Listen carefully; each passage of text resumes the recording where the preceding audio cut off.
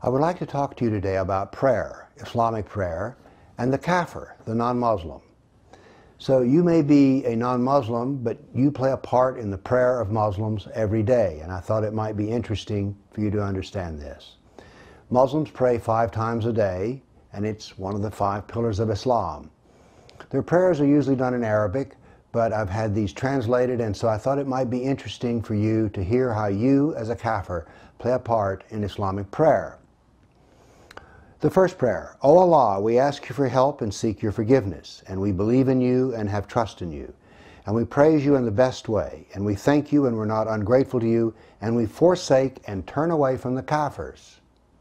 So here's our first mention as a káfir, and it's Muslims are supposed to turn away from us. At least they pray to do that. Well, why is this? Well, there are no less than 12 verses in the Quran which state that Muslims are never the true friend of a káfir. They can be friendly, but they're not really their friend. They're not a true friend. And this prayer reminds Muslims of this. Going forward, O Allah, we worship you only and pray to you and prostrate ourselves before you. And we run towards you and serve you, and we hope to receive your mercy, and we fear your punishment.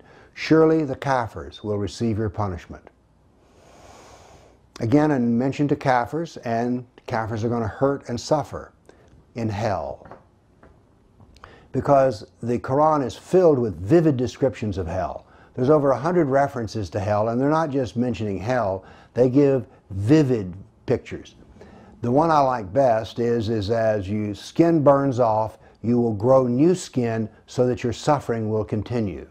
And so in this prayer we have a reminder of that.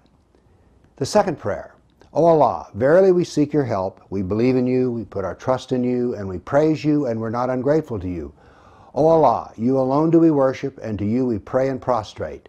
For your sake we strive. We hope for your mercy and fear your punishment. For your punishment will surely reach the kafirs.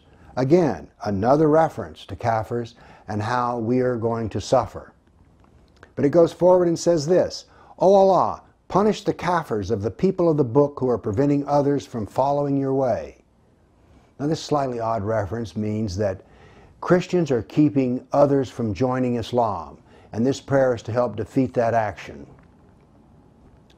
Now the third prayer is more than a prayer, it's the first surah, the first chapter of the Quran. And it has 7 verses. In the name of Allah, the Beneficent, the Merciful. All praise is due to Allah, the Lord of the worlds, the Beneficent, the Merciful, Master of the Day of Judgment. Thee do we serve, and Thee do we beseech for help. Keep us on the right path, the path of those upon whom Thou hast bestowed favors, not the path of those upon whom Thy wrath is brought down, nor those who go astray. Well, who is Allah angry with? Well, Allah is angry with the Jews. And who has gone astray? Well, these are the Christians. They're the people of the book who have gone astray. So here we have references in 3 prayers of the Muslims towards the non-Muslim, and they are all negative without exception. They all ask for suffering to be brought to them.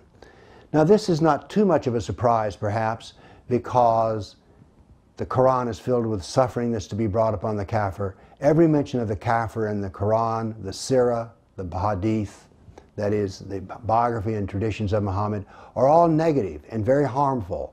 Well, the prayers reflect this. So 5 times a day, Muslims include kafirs in their prayers, but it's that they will suffer because they are so wrong and they should be harmed. Thank you.